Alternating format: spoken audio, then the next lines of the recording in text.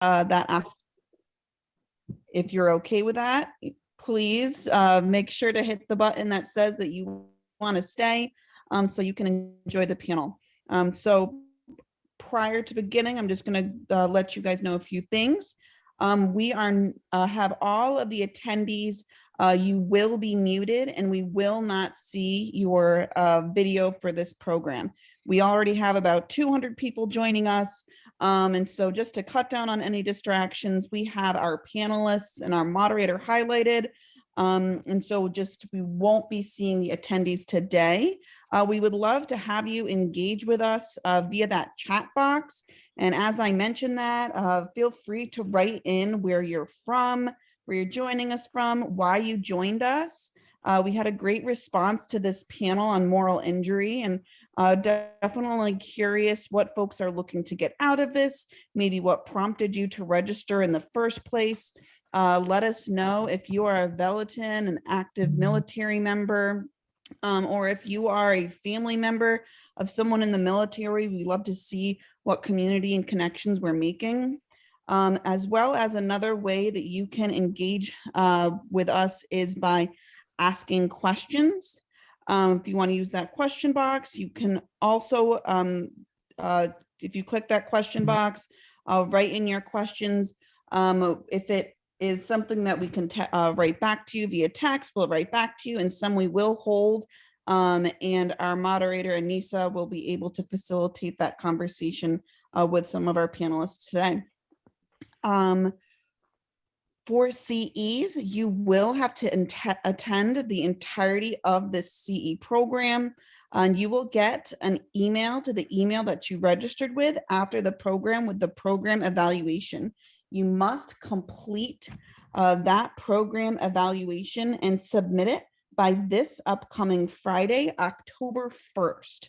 You will then receive your CE certificate within 10 business days, which is October 15th. You'll receive that CE certificate as a PDF. As if you're ever audited, you will need to supply it as a PDF to the Office of Professions. So that I will say again at the end, how to receive your CE credit. And all those instructions will come in the email that you'll have received after the program with that evaluation link. I also want to point out that we have a live transcript on right now that's enabled. There's a few ways that you can move that around your screen. If it's in the way of someone's face, or if it's in the way of the PowerPoint, you can click and drag and drop that to wherever you would like on the screen.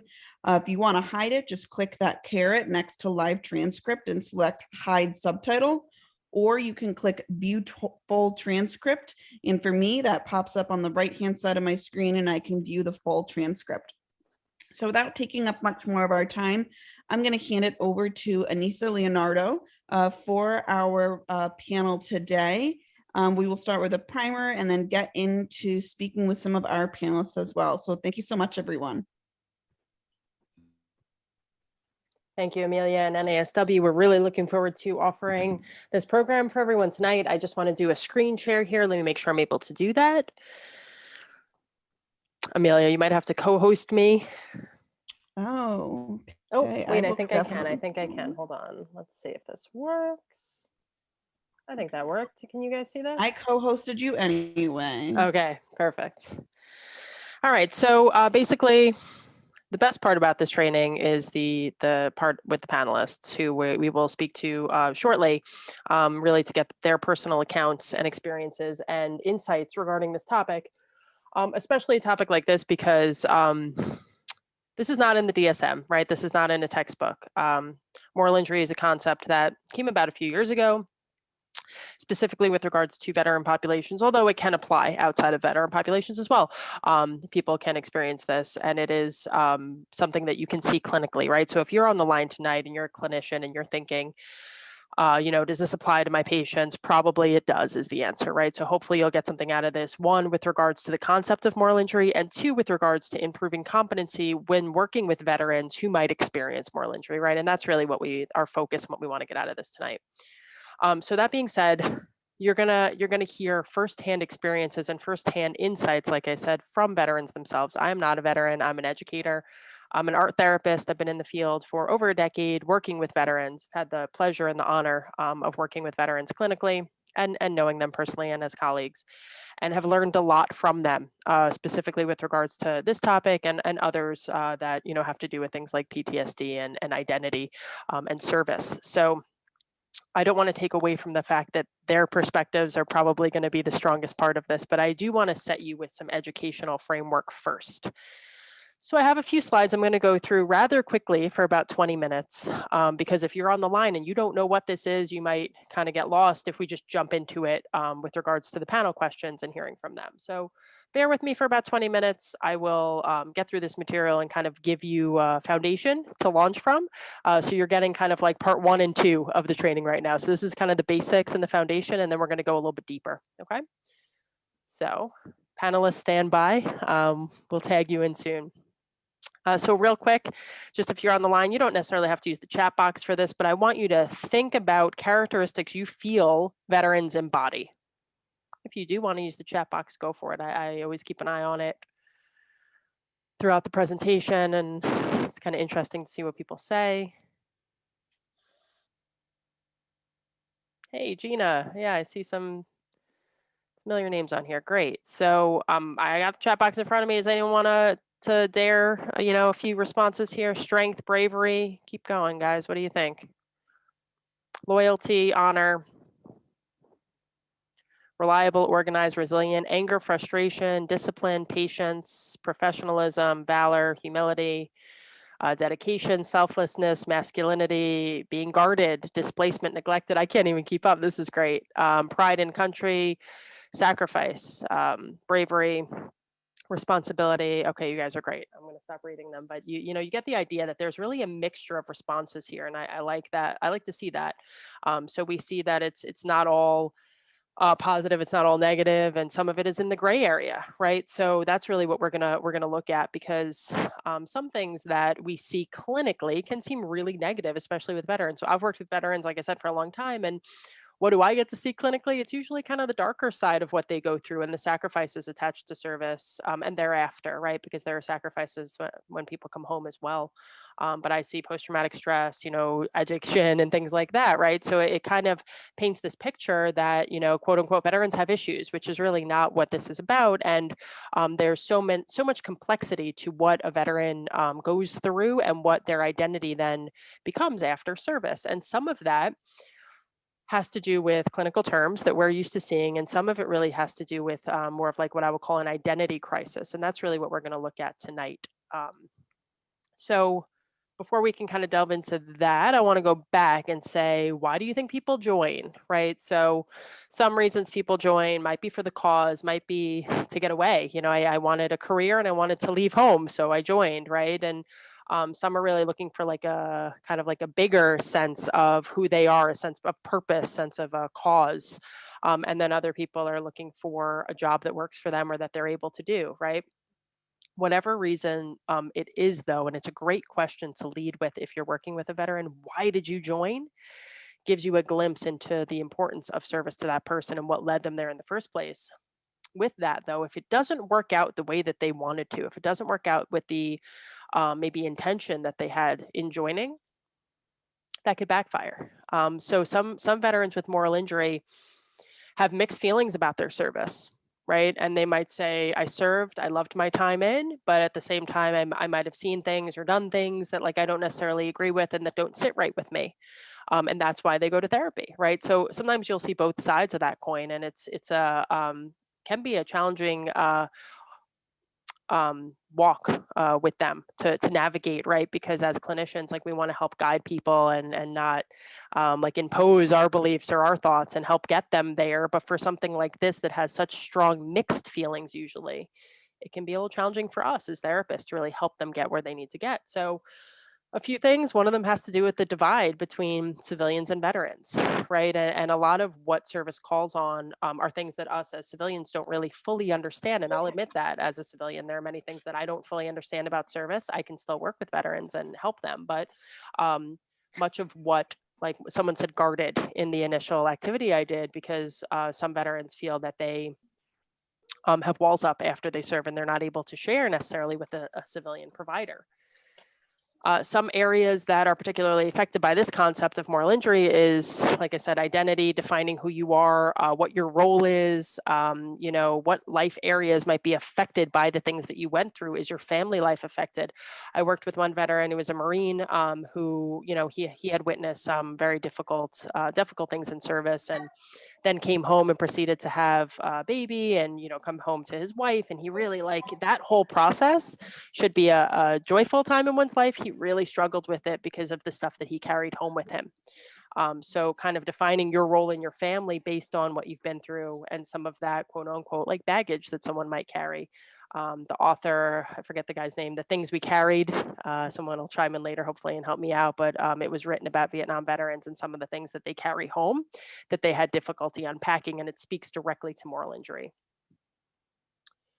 And then when we look at the social context of war, I'm going to go through this very quickly because I'm mindful of time. I'm going to spend about 15 more minutes with you guys here and then we'll move on. But social context is important as well. What is the purpose of the war era that somebody served in, right? And how did the media depict that? How did the media depict that war, that cause, veterans of that era, the struggles that they had, their transitions home? Like all of those things are, the story isn't necessarily told by the veteran community, it's told by all of us, right? People write papers about it and news stories about it, and very rarely do we get to actually hear the veteran perspective about it, which is why something like this is so special, because that's what we're here to do with you today. And just a few images here, like from different eras, just to show you, like these are some of the images that you might have seen or might think of when you think, what is a veteran, and Gulf War versus Vietnam versus OEF, OIF, there's all different definitions. And then when you look at like humanitarian efforts, women in service, among those categories, they break down even further into subcategories and what challenges that person might have with regards to their experience based on things like gender or the work that they did, maybe with communities, if it was like community building versus combat, for example, right? So those distinctions actually really define someone's experience as well. And then the coming home process, where for some, they're able to channel their strengths and assets, which many of you identified in that activity as far as, integrity and strength and courage and bravery and being organized and, stuff that really could help someone transition. And on the flip side, some people really struggle when they come home and are not able to find the right job for them, to plug back in with their family. Kind of that reintegration can be really challenging. So what is moral injury? Why are we here tonight? Basically, right, I'm going to try to give you a definition, and because it's a complex topic, it's going to take me about 5 slides to do that. Okay, so what is moral injury? Taking an inventory, looking at yourself. Introspection is part of it. It does have spiritual roots. It doesn't have to be religious, but there is an element to it. Soul wound is a phrase that's coined by Ed Tick in the book War and the Soul, and he writes about moral injury, as do other authors. And if you think of it as a soul wound, it really helps to kind of give you this picture of, like, we talk about emotional injuries and physical injuries. Moral injury is something that hits us in our belief system. In that kind of soul center that we think of, that sense of being that we all have. And it forces you to kind of look at that and question it. Post-traumatic stress and moral injury can overlap. They often do. They are not the same thing. All right, we don't need to read all of this, but I'm just going to pull a couple aspects of this here for you. So psychological and spiritual wounds that result from experiences that conflict with or go against one's belief system, or might challenge what you consider right and wrong. Now, in the moment, it may not be as relevant to somebody, but moral injury has a delayed onset most of the time, where it could be months to years later that somebody is questioning something that they went through. Oops. All right, let's see. This is what I want to show you. Okay, so there's a couple typos on here. I'm sorry about that. I didn't make the slide, but I like to use it because it's a visual and it helps us to see that. And these are not all of the symptoms that encompass both of these, right? But they're just a snapshot of some of them. And you could see that PTSD and moral injury have certain things in common, and they have certain things that are different, right? So when I screen for, and I'm going to show you actually some, you know what, sorry guys, we're going to bounce around. Bear with me here. These are questions that I've noticed that people ask that indicate to me that there could be a moral injury, right? So this isn't on Google. This is just from work that I've done and things that I've noticed with patients that I've worked with, questioning their morals, questioning if they've done things that go against those morals. Shame, guilt, and regret, those are indicators. Resentment, if those things exist, it's good to ask, who are they towards? Who do you resent? What do you regret? Questioning if you're a good person. Weak, have you maintained integrity? Are you here for a reason? And these aren't things I'm going to be asking. These are personal questions that people reflect on in therapy. Survivor's guilt, why did someone else survive and I didn't? Could I have done something differently? So the what if questions, right? The famous what if questions. What are my morals? Have they changed over time? Questioning priorities, what's most important to me in my life? And will I be able to be a good family member, a good fill in the blank, anything that's important to that person, a good brother, a good spouse, a good worker, whatever that is, right? So when we talk about screening for this, for me, it's more really listening to those initial couple sessions and saying, are these things that this person seems to be grappling with? Let me go back to this for a second. All right. So this is important because there have been studies and some, articles written about how moral injury is considered a missing link. So we see these suicide deaths and overdose deaths on the rise from year to year, and I know they fluctuate, but they're high. Let's face it, right? Among veteran populations and among civilian populations, the rates are high. So we always question, what are we doing that we need to do better as clinicians, as practitioners, right? And it's a mixture, I think, of people not disclosing necessarily, either for fear of judgment or for not being able to find the words to disclose certain things, and also screening. How are we screening for some of these conditions? But bottom line is that moral injury has been identified as one of the key missing links to patient care when it comes to veteran populations. So this just kind of outlines some of the trends that I've talked about, and really this kind of sets the framework for us in terms of what we're going to be talking about. So again, these feelings of questioning, introspective questions, um, the fact that it can occur with other conditions, and it doesn't have to, but often does. So it might be mixed in there with depression or anxiety or post-traumatic stress. It's connected to someone's belief system. It usually has spiritual ties. They don't have to be religious. Sometimes they are. This last bullet point is really helpful. So it can be a result of action, inaction, mere involvement, or just bearing witness. There was one Army vet that I worked with who was watching like surveillance videos overseas for different operations, and he carried a pretty deep moral wound attached to some of the things that he watched through surveillance video. So he wasn't directly in the action, so to speak, of what was happening, but he witnessed it, and it was enough for him to really carry that with him. So any of those, just because someone wasn't directly involved doesn't mean that it's not something that they could be struggling with. All right. So one of the questions I'm going to pose to you guys, I don't want you to answer it right now, but to the audience, not to the panelists. The panelists are probably going to help us fill this blank in, but I want you to start thinking about what do you think would work best to treat moral injury? What do you think might be the most effective in screening and treatment?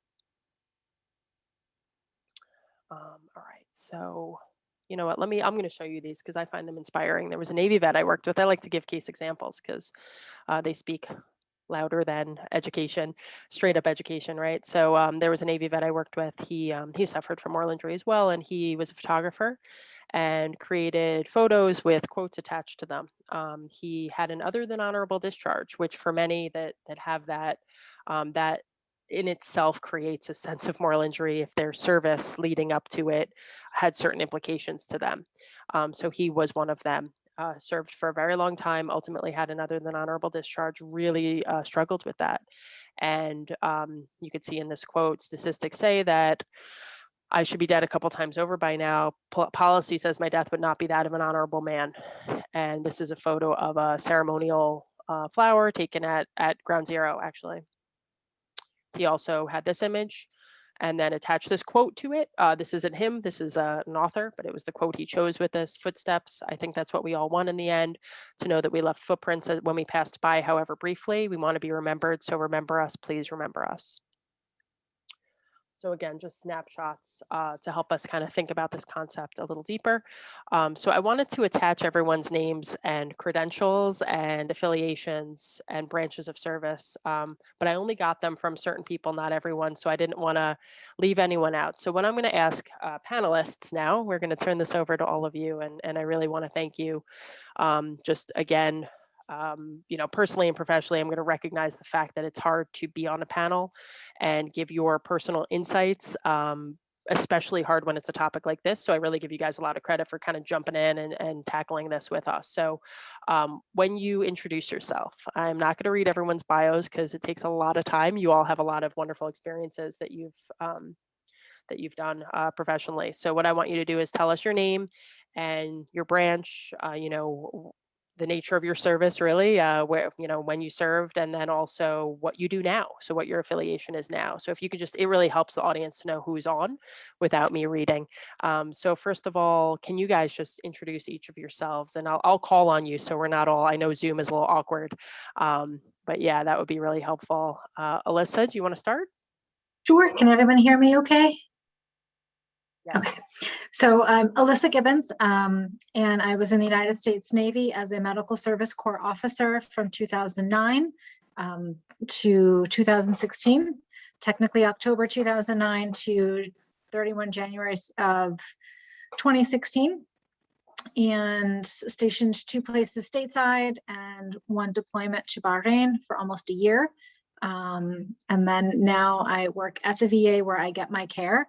And have been a part of these programs for a couple of years and enjoying the collegiality and the camaraderie with my peeps. So yes, so been a clinical social worker for about a little over 18 years. So yes, but anyway, so Well, multi-perspective, right? You're able to.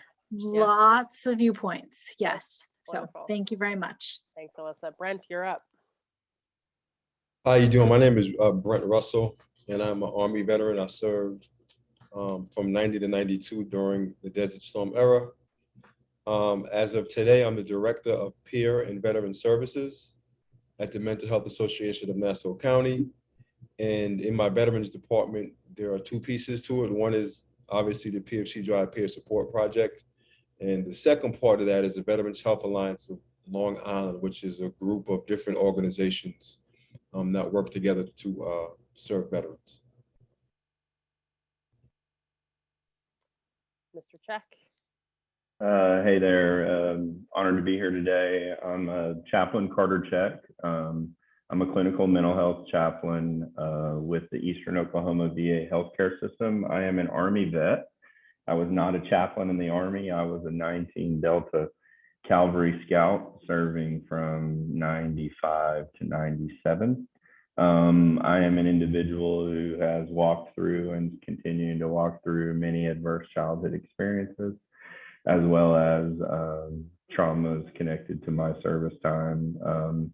As a clinical mental health chaplain, I helped create a moral injury clinic here in our area, a workbook, and currently I'm in my 21st 12-week group. Co-ed group that is an integrated mental health group. So I have a licensed clinical social worker that co-facilitates these groups with me. And just excited to be here to chat about moral injury. Thank you so much. Tony, how about you? Yes, I'm Tony Roboska. I was a lieutenant colonel in the United States Air Force I retired in 1986. I was commissioned in 1966. So that puts me in the middle of what amounted to the Vietnam era and also the Cold War era. I'm also a licensed marriage and family therapist, and I've been with VMHTI now for, I think this is going on in my 6th year. Awesome, Tony, thanks. Mike Shermatz, great to see you. To Anissa, thank you. My name is Mike Shermatz, U.S. Army veteran. I was a commissioned officer, got out as a captain 2007 to 2011 with one deployment to Iraq. Prior to going back to grad school for my master's in social work, I also was a program director for the PFC Joseph P. Dwyer peer support program in Erie County and Niagara County. And I currently work as a social worker at the Buffalo VA. And I'm currently in the residential rehabilitation substance use program. So I'm addressing a lot of moral injury that has either been the result of or the cause of significant addiction problems amongst our veteran population. So it's been a pretty unique experience to work it from that angle and bring, again, that integrated approach, to the treatment model. So happy to be here. Wonderful, Mike, thanks. And Dr. Hunt? Yes, thank you. My name's Steve Hunt, and I'm particularly pleased and honored to be here today. I have not served in the military.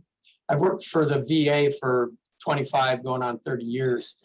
My father was 19 when he went off to fight in the Battle of the Bulge, and his service was a very influential in my own life personally. I was finishing college and just getting ready to go to medical school when Vietnam was ending. I have 3 friends on the wall, and actually they're all older brothers of friends of mine. And had I been 3-4 years older, I very likely would have been in Vietnam as well. So I have been a physician at the VA my entire career, and my national position is as the director of what they call the Post-Deployment Integrated Care Initiative. And essentially what we've tried to do, and particularly following the Iraq and Afghanistan wars, is put together integrated care platforms for veterans coming back from the war that include medical care, mental health care, social work, chaplains whenever we can involve them, because many of the things that you've all said already remind us that moral injuries, as is true of so many injuries that occur when we're deployed, are experienced individually, but they are in the context of a group, and certainly healing occurs in the context of groups too. So I'm very, very pleased. And also I'm an honorary social worker because I teach at the social work school here at the University of Washington. And several years ago, I was giving a talk, and afterwards they made me an honorary social worker. And there's no one that appreciates social workers and clinical social workers than I. So I'm honored to be with you today. All right. Thank you guys for the intros. I think I don't know if anyone else has an opinion. I was going to stop the screen share so it's just the panelists, or I can leave the names up. Does anyone have an opinion about that? Doesn't matter. All right. Dealer's choice, Anissa. All right, I'm Dealer's gonna leave choice. them up for a little bit and then switch it over to make sure people keep paying attention. It's proven if you switch things up, then it makes you keep watching. So let's start with, just a kind of a more simple question, because I gave my perspective as a clinician on what moral injury is, but I would love to hear from each of you. Can you speak about what moral injury is, either from just your point of view or the work you've done or something you've seen with peers, but can you please speak about it just from each of your perspectives? Chaplain, you're nodding. You want to go first? I'd love to. Look, I really appreciated your presentation. Agree with so many pieces. I would start with the one piece that might be contentious just a little. In that Huffington Post piece of the common symptom overlap, and I've seen Dr. Nash teach on this before and others use the same thing. Grief is on the one side, which is just the moral injury side. And I would argue that grief should be in the middle. I would almost say that my experience with moral injury is really a betrayal of what is right to you. And it's so subjective, it really causes a fracture in your meaning-making system, that identity shift you were talking about. And I really think the common denominator between all traumatic experiences is loss. And so I'm not saying all moral injury is loss. What I am saying is that moral injury is a very distinctive form of loss. And that's probably where I would like to start the conversation, right around there.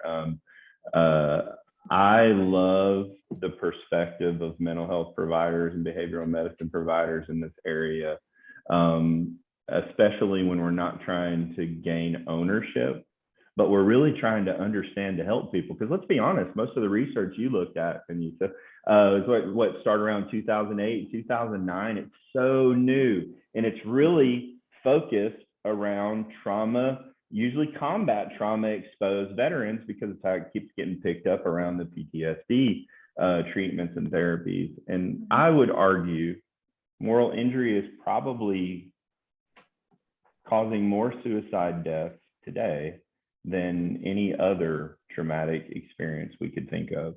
I think it's super important to talk about, and I'm just glad to be in the space to do it today. No, I agree with you, chaps. I do. I mean, it's in cognitive processing therapy, which is one of my favorite treatment models. I liked prolonged exposure as well for different reasons, but in cognitive processing therapy, they talk about how moral injury is that break with your just world belief. Like, this thing happened and it shattered or fractured or crumbled or whatever my belief in what I define as a just world. And that is subjective to everybody. Like, my definition of a just world is not your definition. And that is trying to think of the best word, and my brain just like, because it just does that. It's been a long day. But like, Ed, when you have different growing up experiences, developmental experiences, however we're going to go there, your identity or definition of a just world is generally good things happen to good people and bad things happen to bad people, from a very vanilla, watered down perspective. And when I was deployed, I was a social worker, obviously in uniform, 6 years before, 6 years in, and a little over 6 years post as a veteran. The majority of the soldiers that would come in and see me were not, I mean, there was a good chunk that were young and new and whatever, but there was a lot of, we're not really in any place where tempo or up tempo is high. Operational tempo, meaning lots of boomy things happening. And lots of whatever, but because of the environment we were in, everybody was triggered every single waking second, which is just real when you're deployed to a Middle Eastern country. Anyway, so Army kept me very busy. It was awesome. I learned how to speak Army very quickly, but I also had a number of combat medics and FMF corpsmen coming through. And so I'll try to offer little definitions as I go through. An FMF corpsman is the Navy's version of a combat medic. So Fleet Marine Force, they basically bleed green anyway. So that's just a whole different thing in Navy speak. Badassery in a different form, I guess. Well, there's just lots of ways that goes. But they would be, so my medics would come in, and because it was lower op tempo, so there was like really not a whole lot going on, they would be coming in and just struggling with memories of things that had happened other places they had been. And we may get into that later. I don't want to like go all over the place initially, but I do that. Shermatz knows this about me. I did it. Anthony knows this about me. So there's Anissa, cut me off if you need to. You know this about me too. But like struggling with, I could have done this. I could have done that. We were the good guys. We were there to help. We were there to do this. And it fractures their just world belief. If your just world belief was, you know, impacted by, well, you know what? Life was crappy before I got in the military, and where I went was just as crappy, there may not be as much of a fracture from a clinical perspective. In that a stuck point per CPT, cognitive processing therapy, a stuck point confirms your belief about something, or it's a change in what you believed. And so then there's that balance between that from that clinical perspective. Yeah, so long day or not, that was really well said, Alyssa. Thank you. That's great. I think it makes a lot of sense in terms of like the baseline, and how some people are so deeply affected by certain things and other people are not. You know, I've never heard it presented that way. So thank you. That's great. You're welcome. I mean, it exists in trauma ERs, like level 1 trauma. Yeah. ER doctors. There's and I don't have the picture or the quote, but medical providers who are in the military were level 1 trauma or whatever, like a MASH unit, essentially. They're going to be the ones that struggle with, I should have done more to save my patient. I should have done more. I should have done more. If I'd been there, I could have saved it and changed it. And so I know that's a question on your questions you sent us, but there can be a deeper level almost of moral injury if we can even go there with levels of moral injury. So I'll let my other. I'd say also, bring in the conversation about the provider who's experiencing moral injury, right? Like, let's come home with it. During this COVID environment, you have providers that had to decide whether or not someone who was still living would not get a ventilator. They would get a ventilator taken from them so that there was a possibility someone else could live, right? Yes. And those types of decisions, wow, the heaviness of those. And I know that everybody on this call is experiencing a flare up, especially if you work with veterans, around that sense of meaning to your suffering. Mm-hmm. When you're holding on to like a thread of meaning and it's connected to a morally injurious event, man, that thread is super important. Yes. And if anything comes and tries to take that thread or move that thread or do anything, and it's not you, man, that's hurt people, right? Mm-hmm. I think that rarely do we have time when we're in the military to grieve experiences. And then by the time we get out, we're so lost with the ability to grieve our new identity, that everything starts to compound, right? And with those that haven't had the type of training that many of us have had, and even the ones that have, when we experience those type of emotionally distressing situations, man, sometimes we have trouble with it too. Mm-hmm. Right? That sense of community. Someone said community before, right? It's so important. Carter, I was gonna say too, like to that point about you're asked to make these decisions that impact your sense of what is right and wrong. And I think an important thing to note is that we're asking 18-year-old kids to make these morally complex, ethical choices that are going to have profound and lasting impact on their sense of what's right and what's wrong, or how do I fit into a world where my understanding of what's right and what's wrong has changed multiple times because of the organizations in which I've served in, or the populations in which I've existed within. You go into the military, what's right and what's wrong is completely different from what is considered right, wrong, acceptable, ethical, moral as a civilian. And how does a person who's 18 years old effectively grieve a decision, feel guilt, share that guilt, not allow that guilt to turn into persistent shame? Like, how do they do it? They're 18 years old. It's extremely difficult for even a clinician to navigate stuff like that has training and understands the importance of self-care. And I really believe Jonathan Shea wrote this, and he said that like most combat trauma that leads to lifelong psychological injury, like most veterans can recover from horror, fear, grief once they return to civilian life, so long as what's right has not also been violated. And I think that's really important. And what's right in the context of a moral injury can sometimes be a moving target based on where you are in your life. In the military, it's okay. I might not feel guilt until I get out of the military. But by then, if I have not had a chance to process that, where do I fall in that spectrum of being able to heal? I no longer believe that I'm a good person because at the time I didn't feel like it was wrong, but now I do a year or two later. And what does that mean about me? So it's complex, and it's just really important to note that we're asking young men and women to be able to handle this kind of experience. And you know what? Get your ass right back out there and do it again, and do it again, and do it again. Yep. Because that's your job. If I may, one of the things that I think we need to be doing as far as our audience is concerned is talk a little bit about the overall military context within which we all function and what it means to serve. I think one of the things that we don't pay much attention to, it's in the fine print, and that's the liability clause that we all sign into when we serve our country.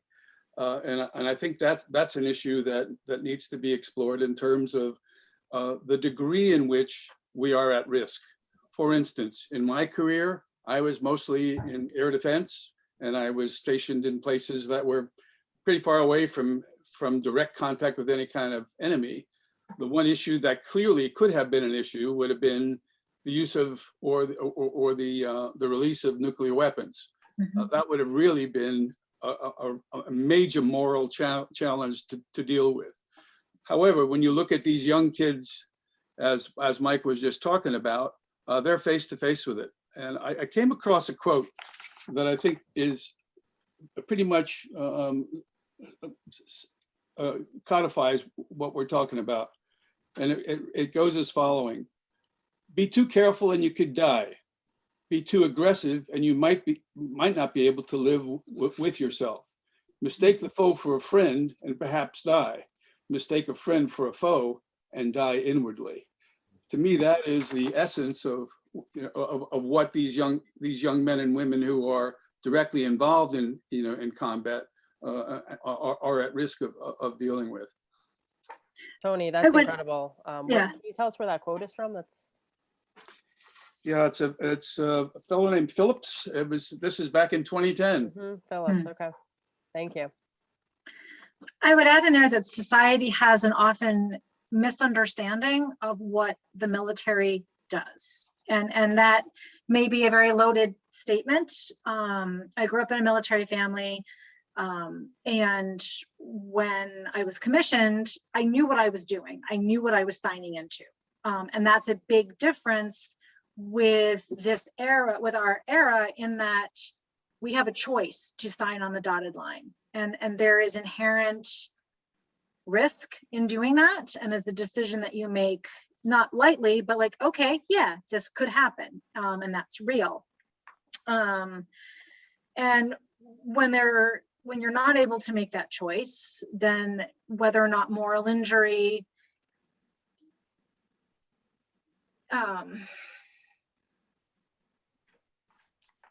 and my brain is going all different places, so I apologize. But like when it, like I work with Vietnam veterans with PTSD. That's one of the groups I run. When I came to this to VA where I work, it was to work in outpatient PTSD clinic. That is my heart and soul, and I love it. Along the way, mission shortfall led me to substance use disorders, which I love too. It's a hard population, but like Mike said, there's a lot of moral injury. There's just a lot, and it's layers upon layers of layers and layers.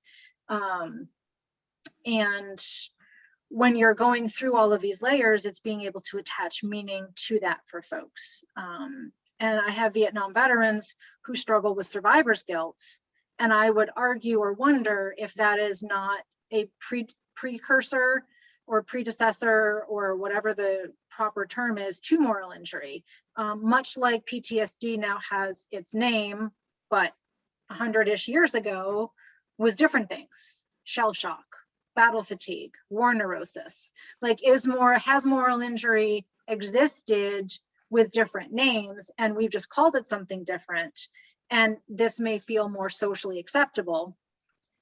But in general, society doesn't fully understand what happens in war. And I'm a firm believer that had the media been in the trenches during World War I, World War II, even Korea, like they were in Vietnam, that the conversations and the experiences potentially would have been very different. Because Vietnam too, and I was born well after Vietnam ended, so please, my Vietnam era folks, correct my misunderstanding. But the media was in the trenches in a way they had not ever been before. And that changes things. I've worked with couples and families, and when I was in uniform, wives would come in and say, he won't tell me what happened. He won't talk to me about what happened over there. And I had a cousin who's a veteran, was 22, tanker, the first Persian Gulf Desert Storm. And at 22 was told by his platoon leader to fire. And you don't view them as people. They are animals. And you have to justify that during an act of war. When he was done and came home, he tucked in his 3-year-old little boy who said, "Daddy, you're my hero." And inside, he didn't feel like that hero because he knew what he had done. He knew what he had to do. And those are the things that service members and veterans struggle with. And I am quite sure that even those that I work with at trauma processing, when they come in and they tell me their stories and their horror and their trauma, I know they're not telling me the worst of it. And I know they know, and I tell them I know that. But it's being able to understand that, and Hollywood sometimes gets it right or gets pretty close, but it's being able to understand that there is this, like, how would you view your veteran? So Alyssa, I want to, combat.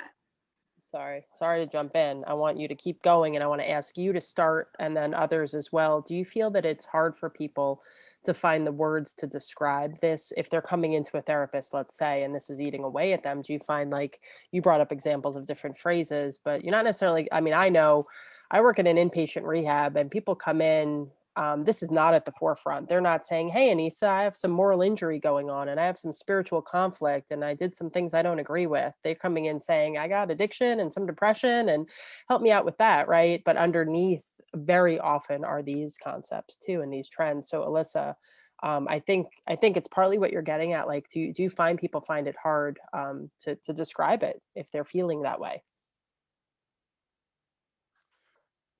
I do, yes, Tony. Yeah, Alyssa, you were talking about this fellow whose son called him a hero, and I think one of the things, and let's look at, again, I'm terribly systemic. You'll have to forgive me, but you get a young person who's been involved in an event and has been morally injured, maybe directly, and having done so on his or her own. Have done so on their own. They come home.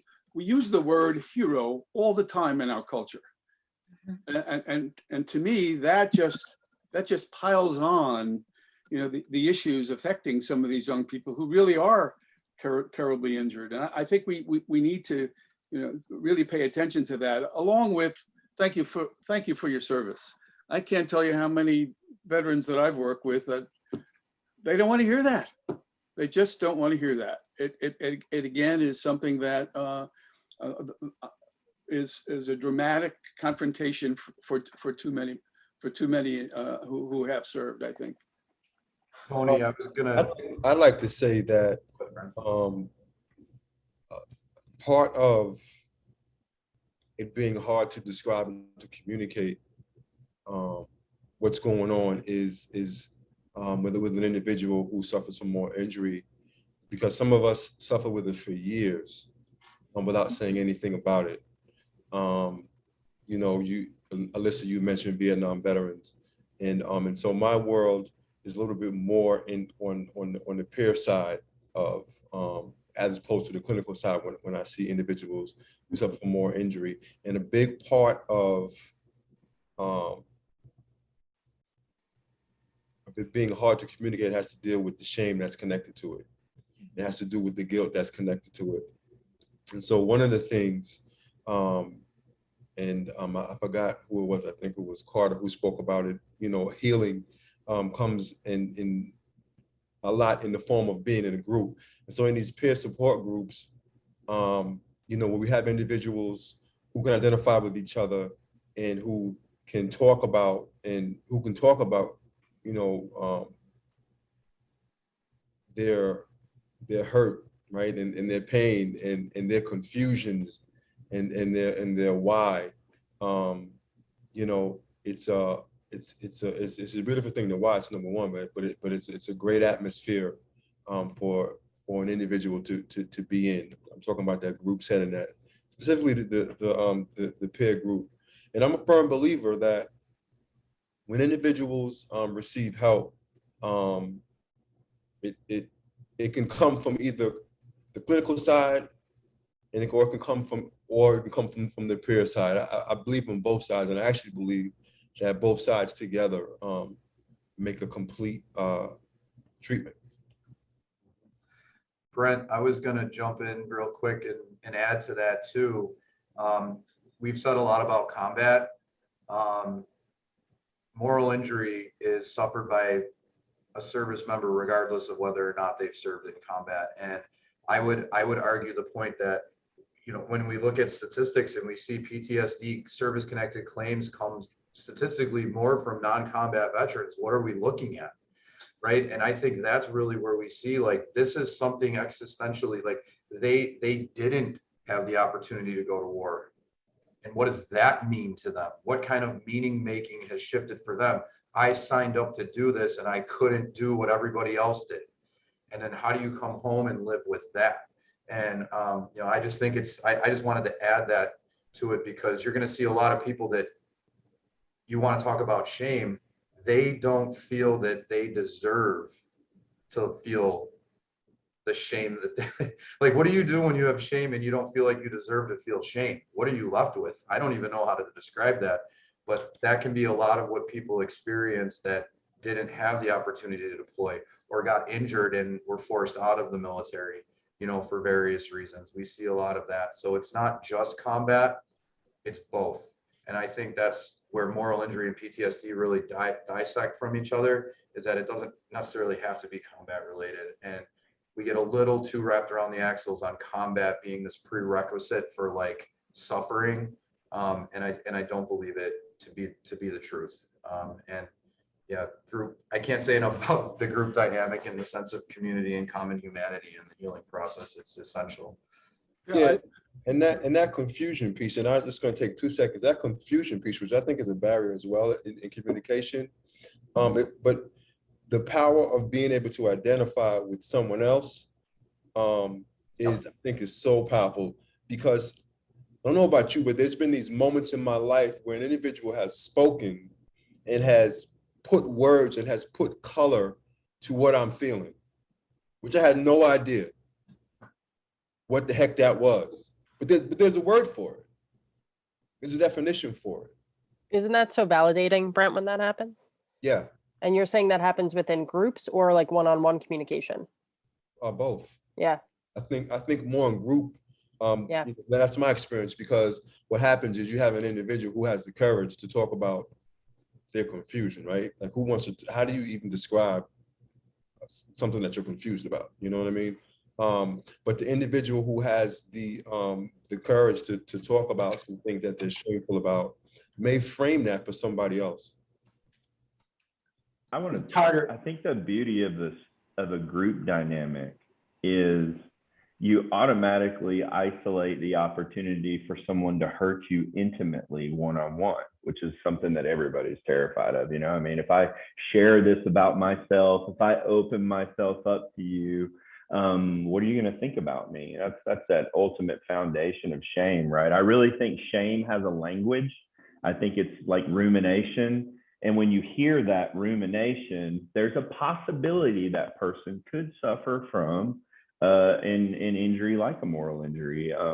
You know, guilt, I think, is healthy. If I didn't have guilt, I wouldn't know or be able to decipher right or wrong, or, you know, I'm speaking of myself here.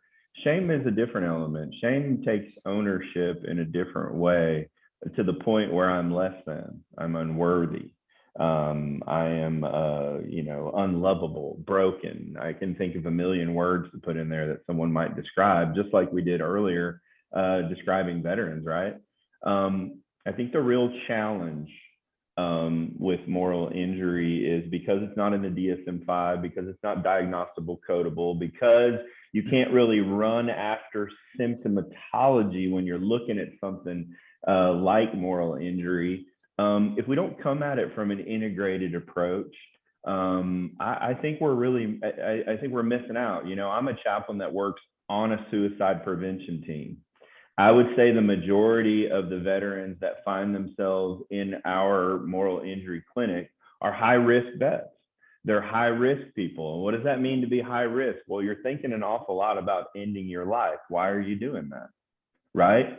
And so in that space, you know, that is a space where we need all hands on deck. So I'm an integrated chaplain. I'd love to talk about the differences between spirituality and religion, but be quite honest, it's more important to talk about the difference between a positive trigger and a negative trigger.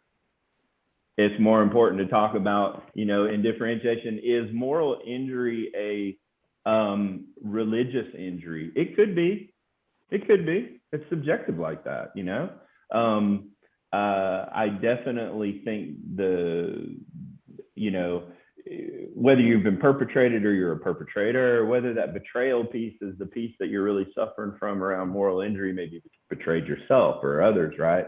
I really think loss is that piece that you can connect with anyone. And like Brent was saying earlier, right, about the group dynamic, when you have a group, you automatically are like fortifying, and especially when you're working with veterans, when you're working with military people and you put us in a group, we're used to groups and we're used to having each other's back. So even if I wouldn't do it for myself, I'm not going to let Michael or Brent or Anthony go alone.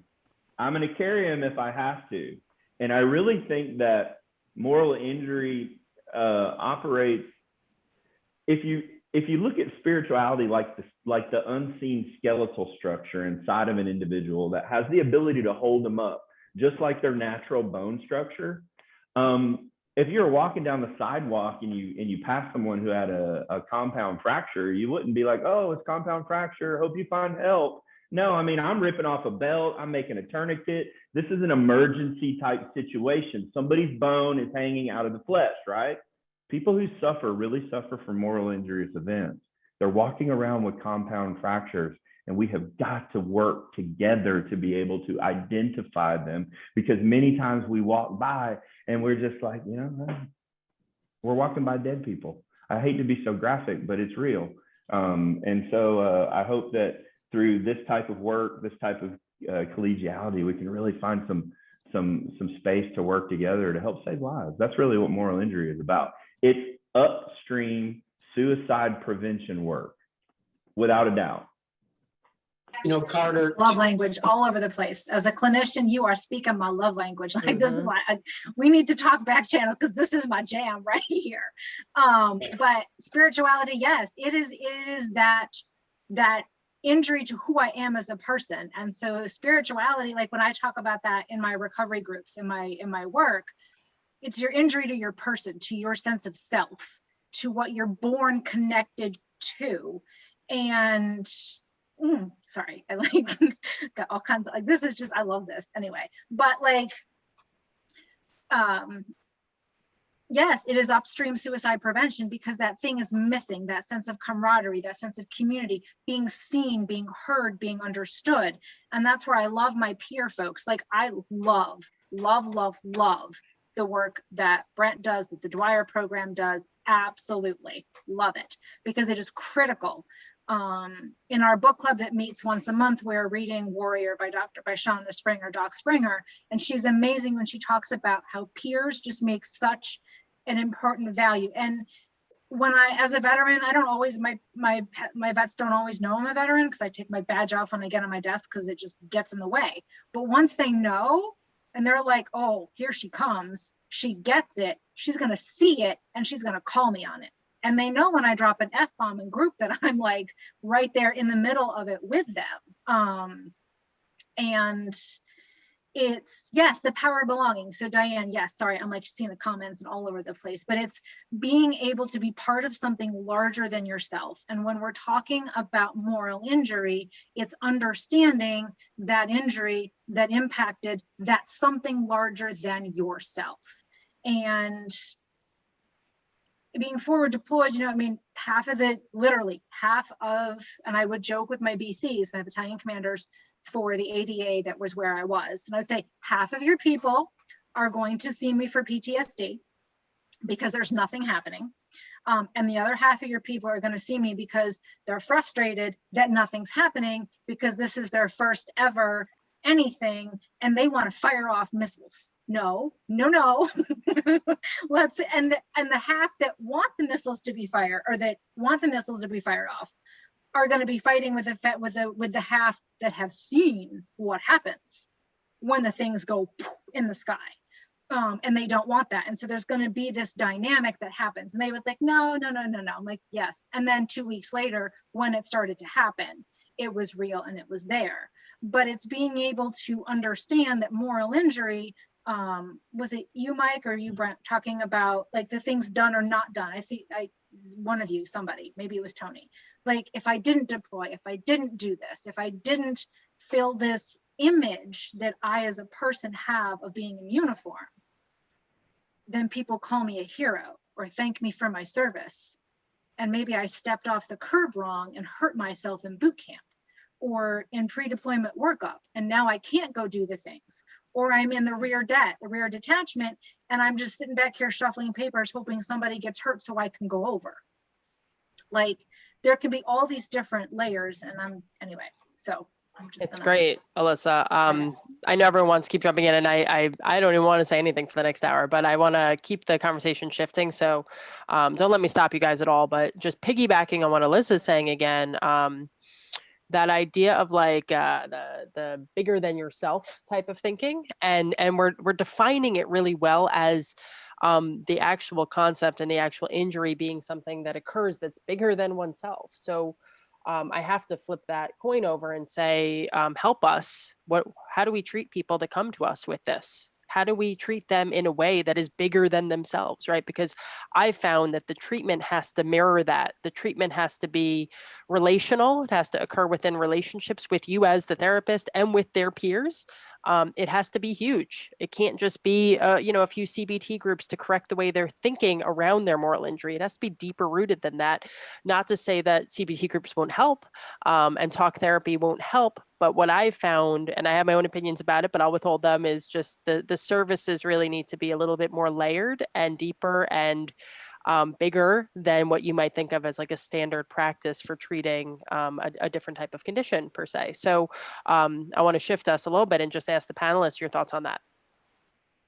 Let me say this. This will probably set off a bomb. So I've done a lot of groups, and I've done a lot of referrals back and forth between my behavioral medicine colleagues for lots of different things, but I've received a lot of consults for moral injury screenings. And a lot of the veterans who come to me that have gone through cognitive processing therapy, because they're dealing with a deep-rooted moral injury, the CPT process comes across very offensive to them. It's not very inviting. It's very disconnecting. Now, that's their language, not mine. And let me tell you something. Hey, I'm an integrated chaplain. I'm on your side, all of my behavioral medicine partners. I'm here to work with you. I'm telling you what they say, right? And so why is that? Because this isn't something that they need to. Let me talk about myself for a second. There was a point where I had to come to with my own PTSD, with my own moral injuries, where I had to quit interacting with it like it would never go away, and trying to beat it off in every way that I could, get away from me. And then whether that came out with a whole lot of different types of behaviors, right? And then there was a day I decided I'm going to treat this like it will always be with me, because that was the reality. And it was a very small shift, but it was very important, because now I approached it in more of a narrative therapeutic way for me, and not a symptomatology type way. Because if you were looking at my anxiety, you'd be like, medicate this guy right now. But my depressive measures were going down. And it's important for me to say that, because sometimes maybe we look too much at the symptom and we miss the person, right? And so when we're connected in these spaces, I think the real work happens when you can create a safe space for someone. Now, how does that happen? There's a lot of different ways that happens, but one way it doesn't happen is by making sure you create opportunities for disconnection. So I'm one of those people that want to say, okay, why is moral injury work important in a whole health context? I'll tell you right now, someone who's suffering from a moral injury doesn't care when they take their meds, whether or not they make their appointment to see their therapist, or if they're eating correctly. That's why it's important, right? And so you're really getting into the heart and the essence of an individual and what fuels their fire. A question that I ask often as a chaplain, and this might throw some of you for a loop, is where do you draw your strength from? Somebody answers that question for me, then I might have an indicator of what button Mike could press. Here's the part that I was going to say that might rub an individual wrong. It's just language. I'm a word person, so just work with me here. I'm not trying to offend anybody. But when you take the words treat patients in Latin, the word treat means to drag, and a patient is a passive long-term sufferer. So in essence, when my goal is to treat someone, I'm dragging along a passive long-term sufferer. If you take the word companion, which I believe is the heart of what the type of connection we're looking for, is to walk with someone. The word com is with, pan is bread. So it's like with bread. It's like working as a unit and not I'm here to fix or treat you, but I'm here to walk with you. And it's just that little shift of disposition that causes the type of trust that builds a bridge where the magic happens. And I know y'all know what I'm talking about. The magic is when someone gets it, not because you've, maybe, did you ever think about this or what? But when they truly get it and they own it and you see a shift. I believe that's what we're after here. And Carter, it's not just that the individual with the moral injury gets it, but the community around them gets it. The providers, the clinicians, or whatever. I have so appreciated so many things everyone has been saying here. And, one of the first things you said, Carter, was talking about early childhood traumas. And it made me think, with veterans, they have more traumas in early life as a group. They have more traumas in their line of work in the military. They have more traumas because of being in certain environments like combat. They have more sexual traumas. They have these layers of trauma. So the trauma piece is unique in veterans for sure. The other thing you were saying, Carter, was about that it's all about loss. And I agree, loss is a huge part of it. But you also just recently used the word disconnected. I think it's also about feeling separated, disconnected, or disintegrated. And a quick story, I'm old enough that I was practicing before we had a term for PTSD in the mid 80s. We didn't have a term yet. So we were seeing these people with trauma histories, and we could tell, hey, something's going on here. Some were veterans, some weren't. And then all of a sudden we had this conceptualization of this is PTSD. So it's been very helpful. The downside has been now we're focused on PTSD instead of focusing on the person in front of us and what they've experienced and how they're doing. So I really appreciated what you were just saying. This is less about treating moral injury than it is about providing environments that allow for healing for individuals that have had these sorts of experiences. I was working on a reservation many years ago, the Macaw Reservation. There was a potlatch. There were a bunch of women dancing. It was a wonderful event. All of a sudden, one of the women twisted her ankle and fell down. So when you were using your metaphor about the fractured ankle, I thought about this. She fell down. I was on call. So I'm the person supposed to go up and say, hey, is she okay? She fractured her ankle. She sat there. She didn't get up. She sat with her knees drawn up, put her head down, put her arms around her knees, and everyone just backed away. And I thought, whoa, what's happening here? Should I run up and check her ankle and see if it's fractured or whatever? And I just sat there. And some time went by. Finally, one of the elders came out and explained, for those of you that aren't in the tribe, what happens is when you're dancing, your body and your soul and your heart and your spirit are all just doing this dance. When you fall down, when you're dancing, you're separated from your soul. You are separated from your heart and your spirit and your soul. And there was something about that image that just made me think, okay, I get this thing about moral injury. We are separated from the trajectory of our lives. We're separating from the moral trajectory of our lives. All of a sudden, where we thought we were and where we're going, we're down here someplace. And so this idea that healing for that Macaw woman occurred in the context of the tribe. And there were some rituals and rites involved in trying to reconnect her with her soul.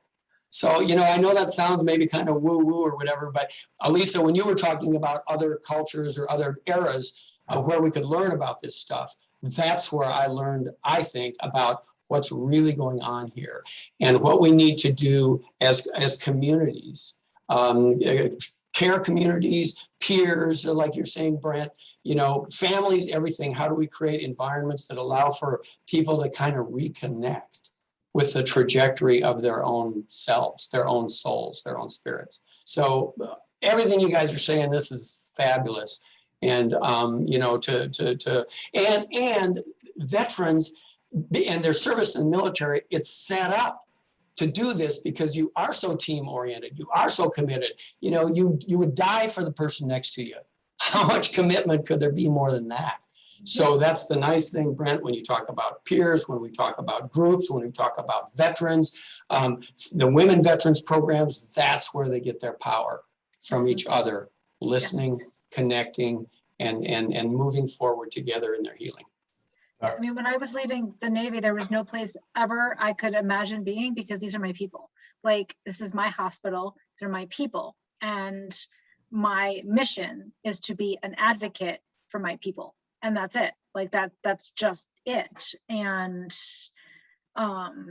it's deep. It runs deep. It's more than anyway, but like just, yes. And so I'm reading the comments and the questions in the chat. And so I'm trying to not get distracted, but focus on all of the things. And my brain is just like happy and exploding all over. But there was a question in the Q&A that, oh, where was it? Or maybe it's already been answered. It may have been answered. Chaps may have answered it for me. Talking about like there was spiritual debriefing, but then looking at the cognitive and spiritual approach. Yes, and yes, absolutely. And so having that collaboration is critical, but I do think that in mental health, and I remember asking this question 20 years ago, I legit was in grad school when 9/11 happened. I had just started. And I can remember knowing in the core of who I was, that this country was not ready for the level of trauma that we were going to be seeing for decades to come. I don't think anybody obviously at that point in time imagined it would be as long of a, anyway, but that's a whole other, that is a whole other panel. And I remember thinking like, we aren't ready because we haven't in mental health. And I've asked professors, why don't we look at the spirituality? Why don't we look at the spiritual side? Now, my personal coming into being a social worker is growing up as a pastor's daughter. And so that is just how I'm hardwired, and it drives my practice. It does. I mean, I've done panels on spirituality. Like, it's my jam. So like, it just makes me all giddy all over the place.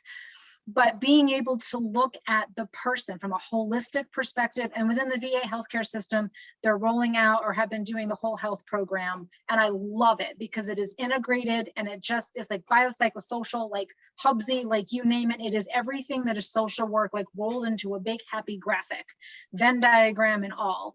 But being able to look at from a biopsychosocial perspective, the spiritual injury and how the spirituality, not the religion, because they are different entities. And we talk about that in my program, and I have our chaplain come in and he talks about spirituality and recovery and uses, you know, the example of the two wolves and the Cherokee Indian and all kind, which is beautiful, and how spirituality is that who you were born into, what you were born into, and religion is the man-made set of doctrines. So with my veterans, I will tell them spirituality is the military, and go with me on this analogy. It is something greater than who you are collectively.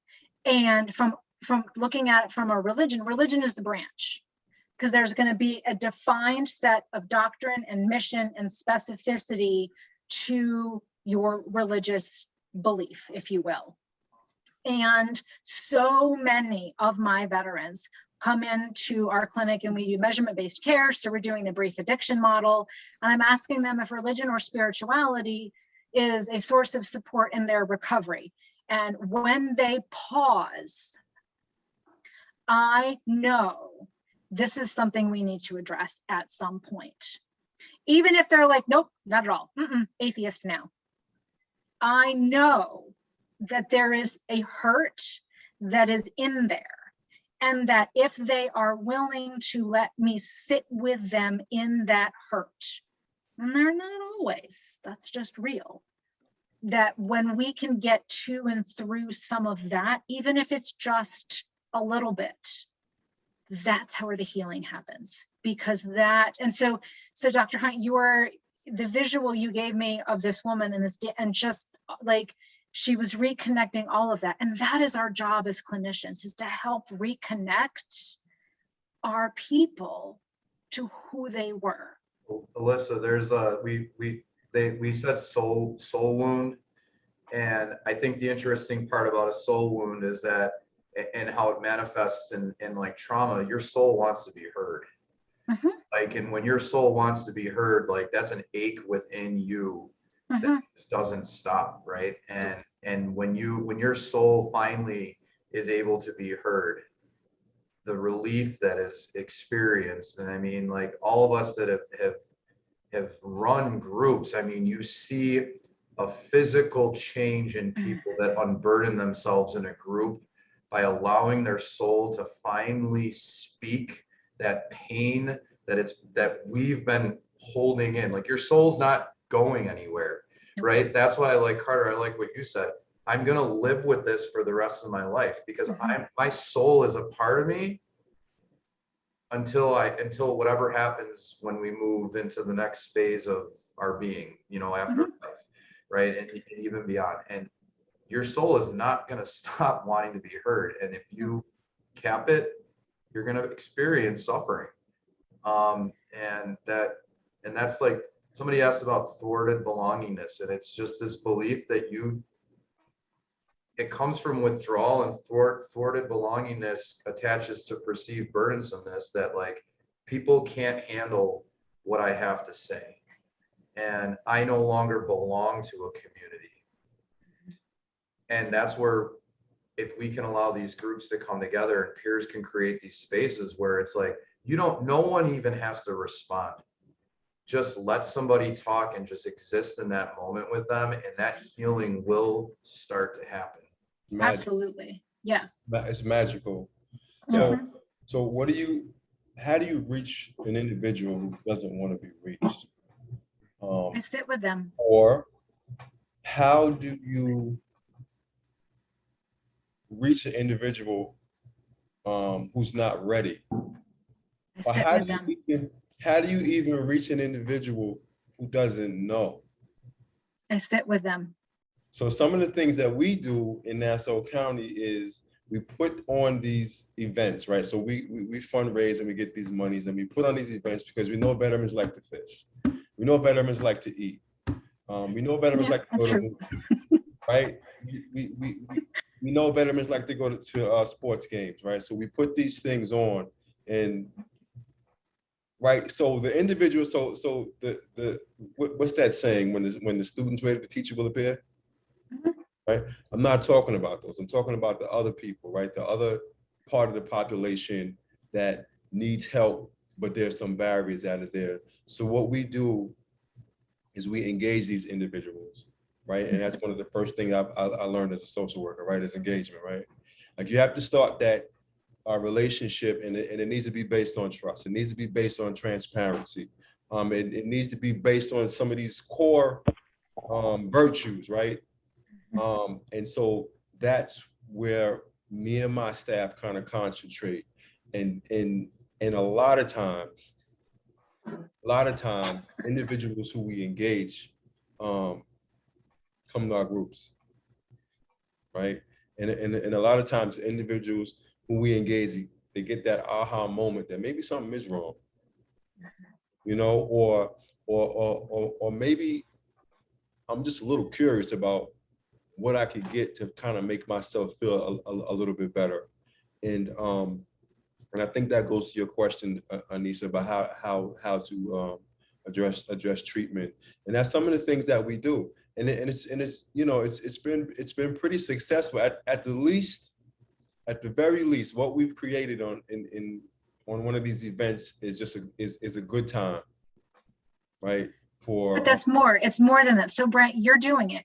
You may question, and so somewhere in Anissa's questions or somewhere in this conversation or earlier on, it was, as providers, can we experience moral injury if we're not doing enough? Abso-freaking-lutely. And that, I think, Brent, is kind of what you're possibly alluding to, is here I am with this knowledge and this skill and this whatever, and I have this experience, and I'm not doing enough. And whether that comes into, you know, the upstream suicide prevention piece, like I'm not doing enough, I have to save everybody. No, we don't have to save everybody. And that's hard and controversial to put out there, but because we can't, okay? And that is hard as a clinician to say, because I want to. I will sit with you in the darkness. I will sit with you and I will talk to you. And I have done this. I have been on suicide calls where I'm waiting for the police to show up and bring them to my emergency room. Like, no, you are not stopping talking. No, I've done this. And it is exhausting and rewarding and exhausting and all of those things. But it's just, okay, moving on, next one, like, let's go. But so Brent, in the work you're doing, you are creating that space. For me as a clinician, it is the eyes. When I look in my people's eyes and I see the wound, because who is it, Nietzsche? Is it Nietzsche? Their eyes are the windows to the soul. Is that Nietzsche? I could be pulling that out of like complete nothing. But Anissa's like, yeah. So I'm like, yeah, I think so. Yeah. But when I see the pain and the hurt, like, that's it. And I can simply make eye contact and just say, I see you and I'm here. And that can be it. And it can be 5 years later and someone's hanging outside my door. You remember me? You betcha I do. How can I help you? I wanna, oh, go ahead. Sorry, go. No. I do this and I don't, and anyway, because I get so excited. I know, but then you get me excited. You get me excited and then I jump in. No, it's great. These are great insights, and they're giving, I think, some like motivation and some excitement too to everyone attending and giving us ideas, which I love. I want to speak to one thing because it seems to be coming up. These are all really great ideas in terms of engaging people and connecting with them and getting them to open up with you. And you guys that was the question. And somebody said that's the golden question, right? So that's what we're addressing here. A few things came up with regards to language. So, for example, thank you for your service versus not saying that. Referring to people as patients versus clients. From my experience, and it's, I'm just one civilian provider. I've been in the field for just over a decade. I've worked with a lot of veterans, but I don't know everything with this, right, either. And it takes that humility from all of us, I think, to figure out solutions around this stuff. But I've been told not to thank veterans for their service from veterans. I've been told to thank them for their service. I've been asked by veterans to call them patients because they feel that it's a medical condition they have and they want to be treated like a medical, anything else medical. Like if I had cancer, you'd call me a patient. So call me a patient. And then I've had veterans say, don't call me that. It makes me feel stigmatized, right? So there are ways to turn people off from this topic. We're talking about how to put the lights on and say, yes, let's have this conversation. Can you guys talk about the dangers of approaching it in a way that might turn people away from some of this content, and maybe some advice as to like what not to do in those initial conversations when we're talking about this kind of deeper rooted stuff? Yeah, don't be a know-it-all. I think that's important with anybody, right? I mean, look, I have a great therapeutic approach to moral injury. It's called REAL. Alyssa, you love that, right? Reclaiming experiences and loss. Okay. I think as a chaplain, and I think my hope for all of you clinicians in this and on here, my mental health providers, is I hope and pray that you get connected with a chaplain like myself. And I really say that from a place of confidence, not cockiness. Please hear me. The reason is I really think that my type of chaplaincy bodes well for developing and recognizing resiliency. And that's where we team up, right? Yes. Now, it might be super important for someone to talk to a chaplain connected to their religious belief. It might not. But regardless of what that is that fuels their fire, regardless of the source of that resilience, I think I do well stepping into that space with them in a team aspect, right? And using a language that isn't differentiating or mysterious or divisive with my colleagues, you know, that I'm working with for a common goal here. So I think just being respectful and stepping into that space and not being a know-it-all and really companioning someone and walking with them through the process, because here's a tool that if I don't get to share anything the rest of this, I hope that you'll grab a hold of this. One of the things that I use, and I use a lot of elements of motivational interviewing with my chaplaincy support. I find that it bodes very well with and very consistent with my beliefs and my type of care. But if you want to measure where someone is and how something is important or how they're confident in something, the importance ruler and the confidence ruler are really a great tool to use. And they're basically really simple. It's just on a scale of 1 to 10. How important is it for you to change? How important is it for you to find peace? How important is it for you to find resiliency or confidence on a scale of 1 to 10? How confident are you that you can make a change in this, you know, regardless of what that is? And this is the part, it's not the rulers. This is the part that I've found bodes so well for me. Someone tells me, you know, I said, how confident is it for you to want to continue to live? A 6. Well, I think many times we want to step in and say, well, how can I get you to an 8? Where I like to go, why aren't you a 3? And just that little bit of thinking about why they're not a 3, they've engaged hope. They've stepped into a piece of resiliency. Maybe they haven't even seen it or felt it or identified it, but that's just one little way to incrementally step someone back into what gives them meaning, purpose, and value. And I think that's super important. Someone had mentioned on the Q&A about race and veterans and how veterans might be affected by systemic racism or race altogether. Look, I'm going to tell you that I'm probably the wrong person to talk to. Number one, I don't admit the demographic to really be maybe the authority on this, but here's what I can tell you. My best friend is Black. All of my people of other colors and races and everything that I served with are my brothers and sisters. I don't see any color with any of them.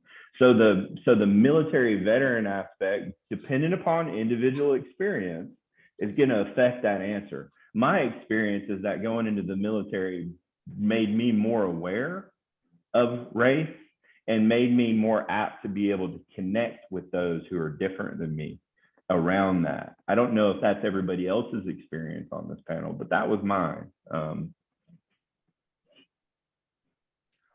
And moral injury could influence that. Yes, it could, but moral injury could be involved in a lot of things. Sure.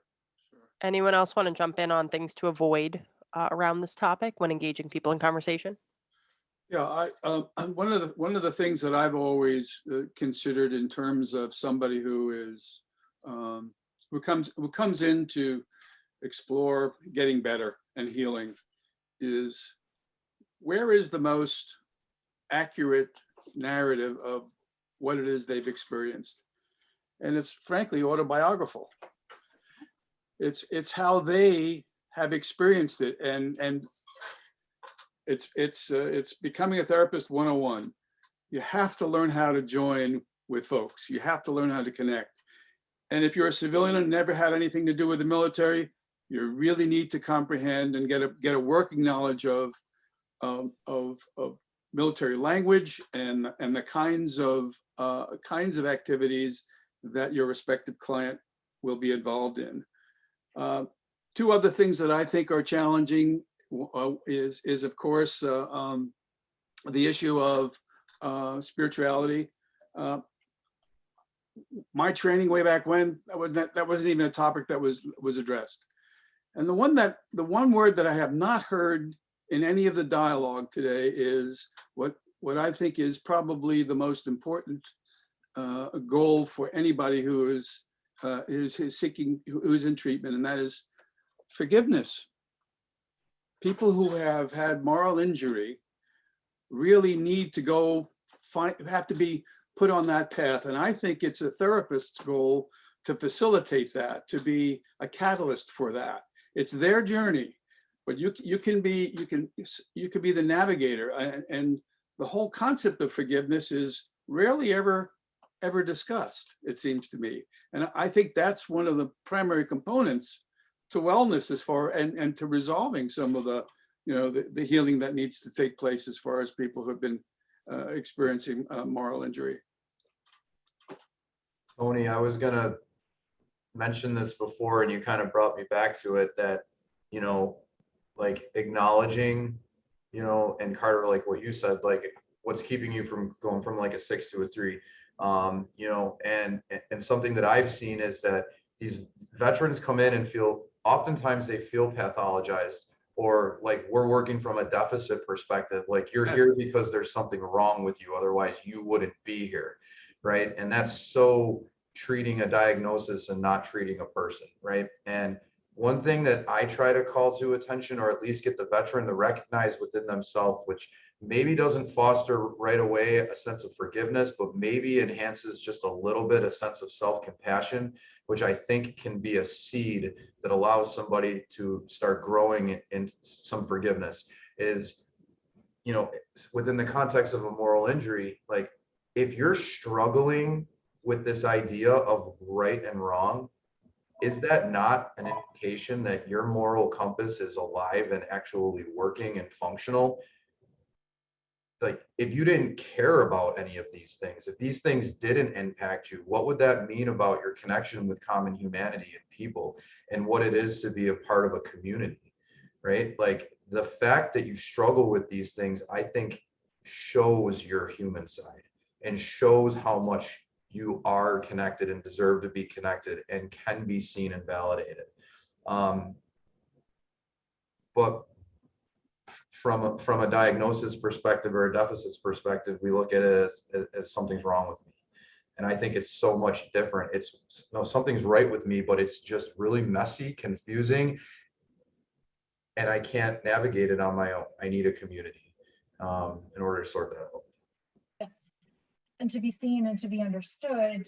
And so, I mean, even if I've done an intake on a veteran or I know them or whatever, when I'm engaging with them for their first, sometimes their second session, I am asking them to tell me who they are. I'm like, I can read it in your chart, and I've had veterans say, well, but it's all in the computer. Everybody else just looks at it on the computer. Yes, and I could, but I want to hear you.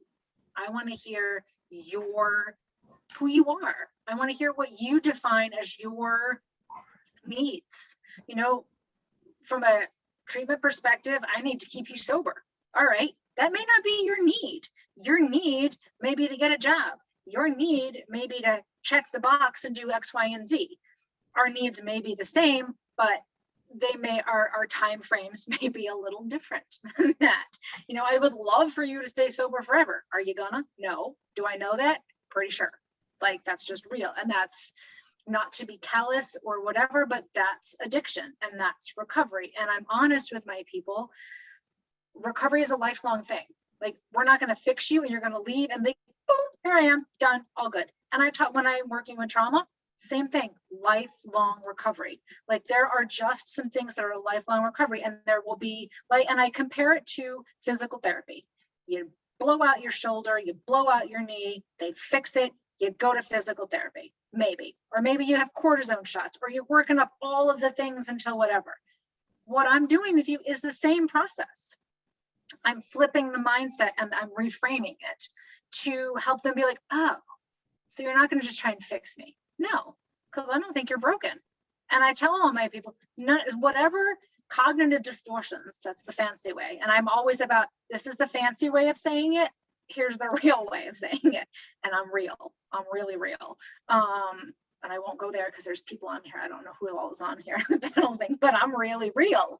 And you know, the fancy way of thinking is this. Here's the real way of thinking about it. And this is where you're stuck. So if you didn't know where you were stuck, you can't unstick yourself. It's important to be honest with people up front when you encounter group work like this. And what I mean by that is,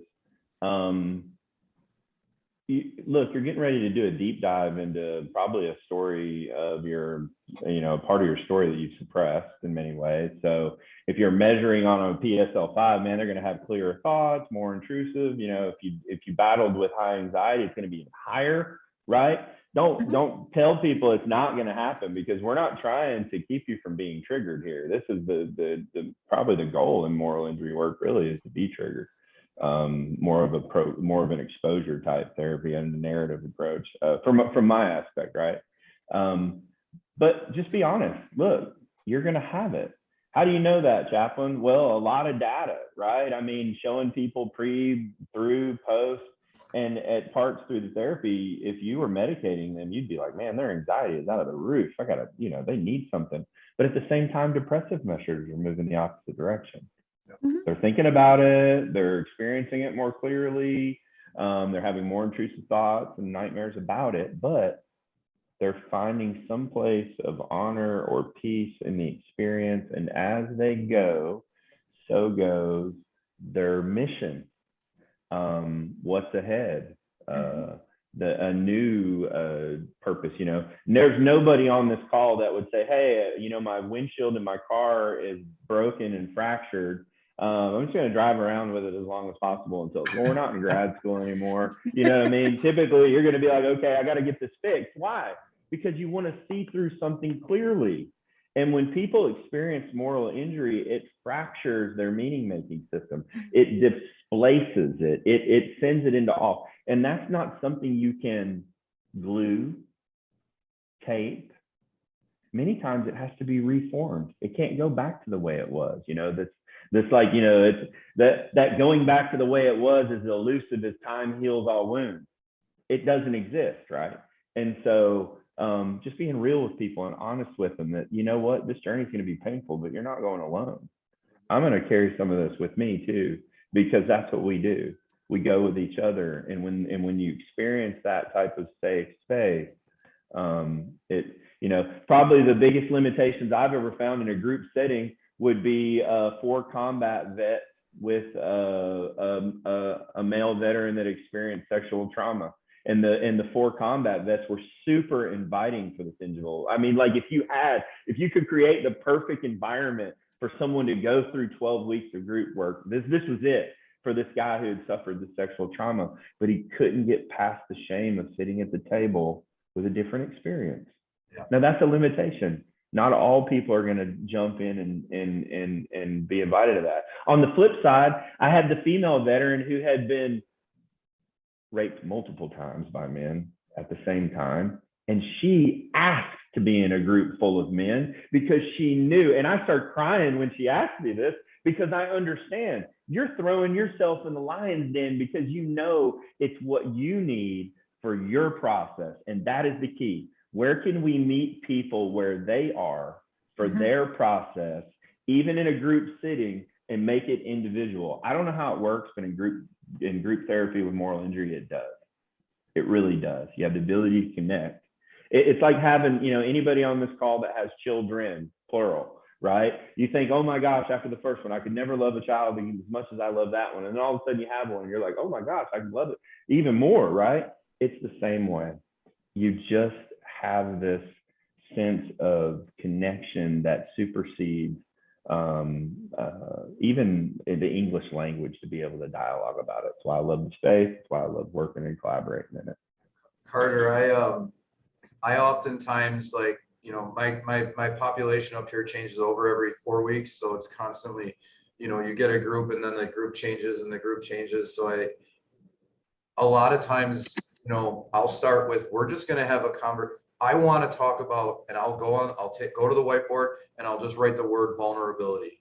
And I'm like, and most of my population up here is male. And I'm like, we are 9 men that all share this common thread that we've served in the military, and we're going to talk about vulnerability today. And people are like, I don't want to talk about that. And I'm like, we're going to talk about it. Like, this is messy, but within that mess, you start to, when you acknowledge the mess, that's when you can start to address the mess. And the mess doesn't, you can't address it when it's up here. It's got to come out. And so, and you know what? We can share, disagree, and walk out of here still connected with each other, you know, knowing that it's safe and okay to not share the same beliefs as the person next to you necessarily. That doesn't mean you're disconnected, just means you're a little different from them. And there's nothing wrong with that. And, you know, you got to have those messy conversations. And, you know, and it's just amazing sometimes to see what people will start to talk about when somebody talks and the next person starts talking. And then all of a sudden you got 10 men that are talking about vulnerability. When in the hell would you ever think you would see something like that, right? Like, it's amazing. And you sit back and just watch, you know. And it's beautiful. And, you know, It's the most beautiful process ever. Like, my Vietnam vets, I only have 3 of them that are connecting via video because it's anyway, for lots of other reasons, whatever. But when everything happened last month,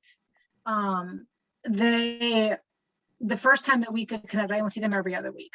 And they're like, I love these guys. They are crusty as, and I love them because they are crusty Eeyores. They absolutely are. A crusty Eeyore is my favorite, because there's the softness, there's the everything that makes Eeyore with crust, and it's great. And so to me, that's like, anyway, but that's just a thing. The first thing that they asked me when we connected the next time, I had been on a vacation and then whatever, and they said to me, how are you doing? And I'm like, I'm doing good. They're like, with everything that's happened. And I'm like, okay, so we're going to talk about all of this stuff and we're going to be good with it.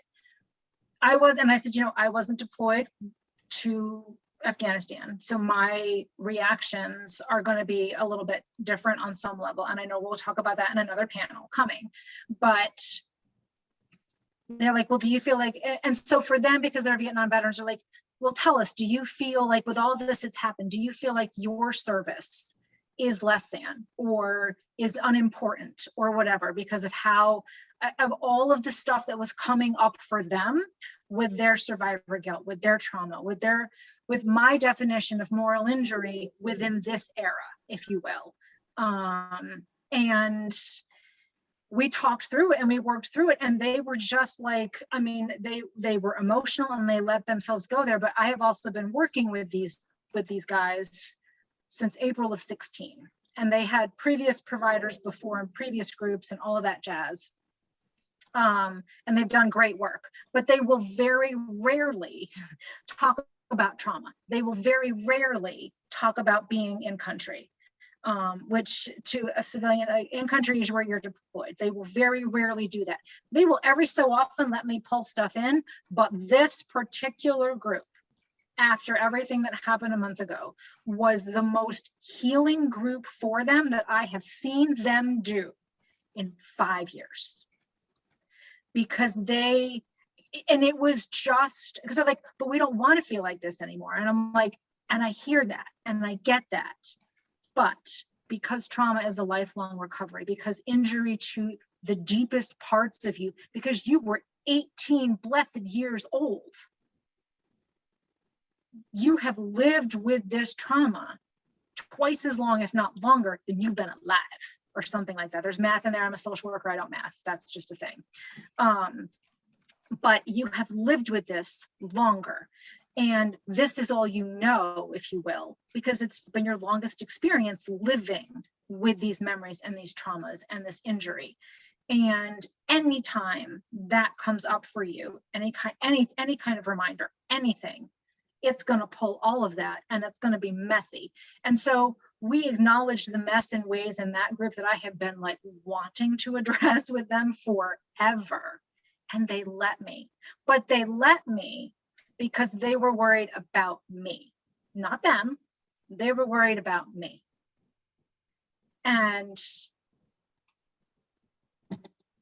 yeah, because that is what we do. that is where we connect, is that Yeah. shared experience. Sorry, I'm doing it again. No, it's fine. No, So, I was going to say, I think one way I've experienced some of what Alyssa's talking about in connection is through ritual, through art therapies also. There's one in particular we do called kintsugi, where it's a Japanese form of therapy where they take broken pottery and they mend the brokenness with, pure gold.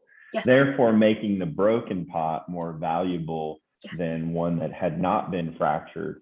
And I think it's important to allow those types of situations. Specifically, ritual is so important. We hear the word ritual and they think a cross must be coming behind it or something. That's not what ritual it only is. Yes. Yeah, there you go, kintsugi. Ritual is anything you can connect to that gives you meaning and hope to press through something.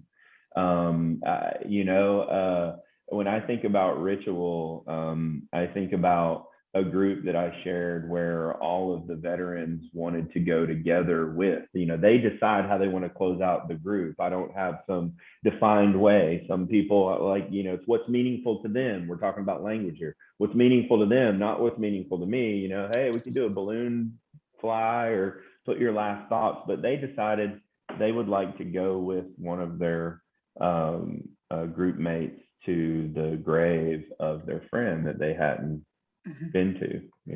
That was a ritual for them. It was a way to close out their time together.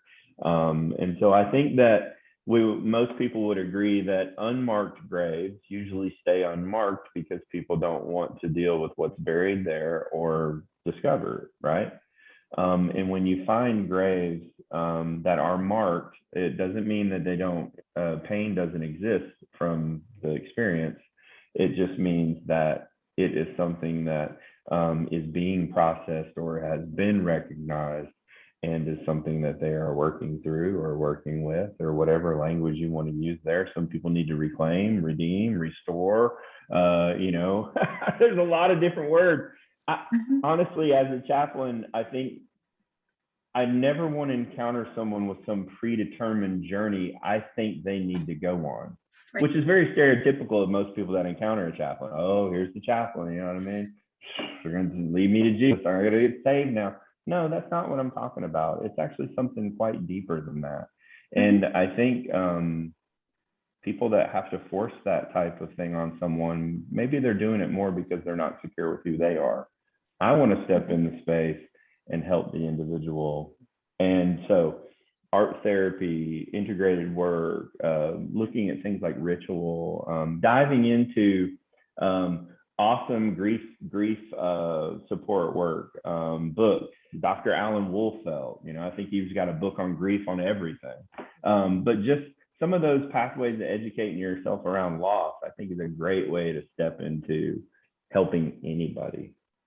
So Yes. I want to jump in. The insights brought about with this panel are, this is, I don't want to compare it to all the other panels I've done, but this is, I think, groundbreaking stuff that you guys are hitting on. I wish we could go on for 3 more hours. Honestly, I can't believe we're almost at 7 o'clock. Like, it's amazing how much ground you've covered, and all of you were so well spoken that I almost wanted to type and transcribe everything you were saying so we could just start writing a book. What are we waiting for, right?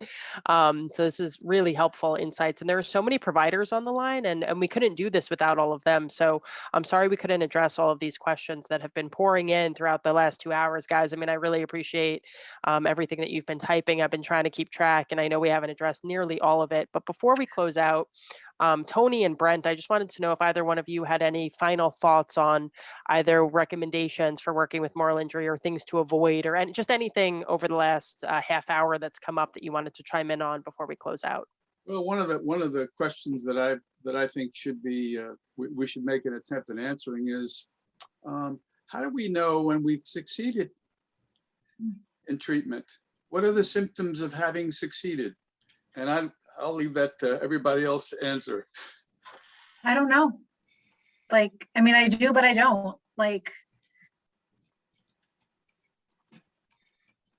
it's all subjective, right? It's really Yeah. based, you know. It really is. So we've adopted a few types of measures that most people would use, but the one that I would say is probably the most significant to me, Tony, is the perceived life significance scale. I know that doesn't sound very theological, it's not. But what it does do is it gives me a little bit of a narrative look at where someone was, at where someone is, and kind of what they're forecasting forward. I think that's a great thing to see when you approach someone specifically for the first time or even ongoing. I don't think that there are really good moral injury tools outside of just screeners.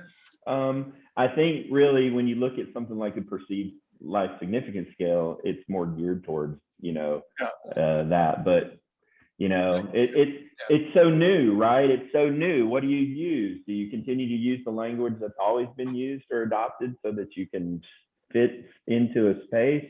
Or like what Anissa's saying is, are we pioneering something? Are we really getting into somewhere? And so I think, yes, we are. I think as long as we keep the focus less about the pioneering and more about the serving and connected in the space, we'll have more pioneering because I think that's natural progression.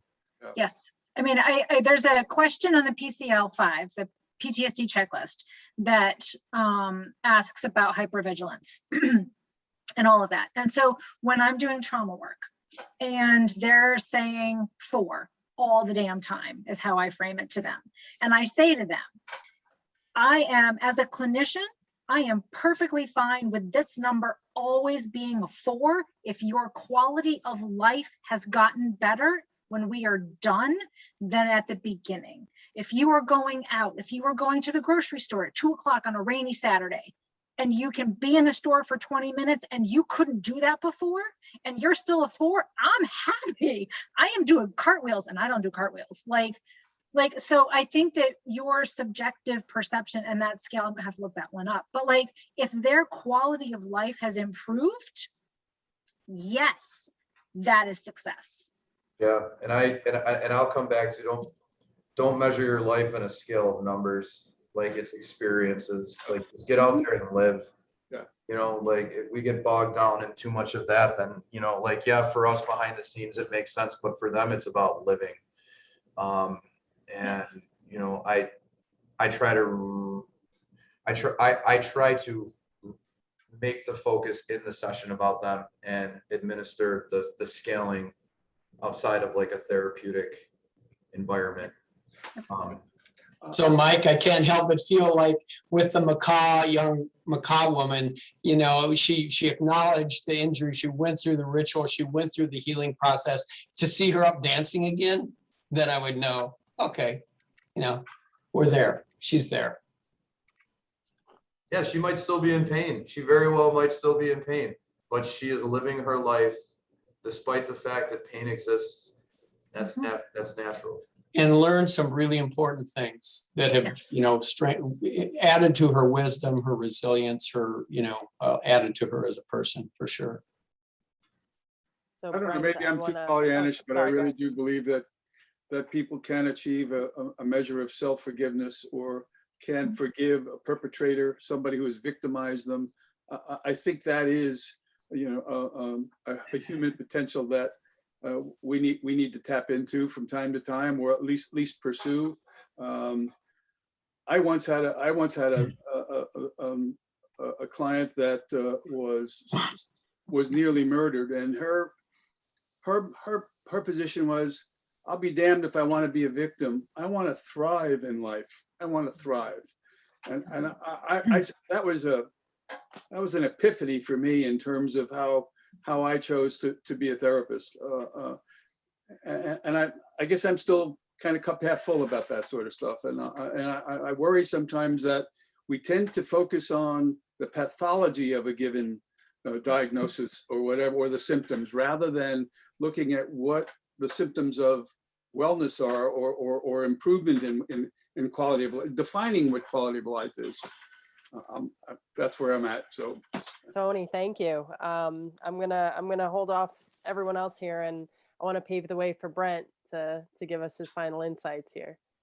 So I think that when dealing with someone or approaching someone who has or rather suffers with more injury, I think some of the things that we need to be is very cautious with some of the things that we say. I think we should be very, very observant. And I think we should keep our awareness up on a level 10, which means we ourselves kind of need to be centered and zen. Just to go back a little bit, when Anissa, I believe you asked, what are some things that we should say or we shouldn't say when connecting with an individual? And the same with that. I kind of feel that individuals, like there's no cookie cutter recipe when it comes with what to say and what not to say.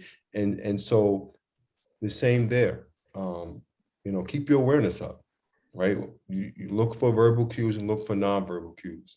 I believe that genuineness goes across the board, whether you're doing clinical work or whether you're doing peer work, especially in the peer world.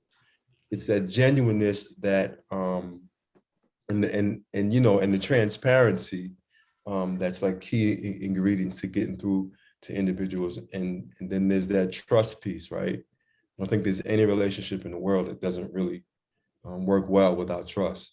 And so these are key ingredients to helping anyone, and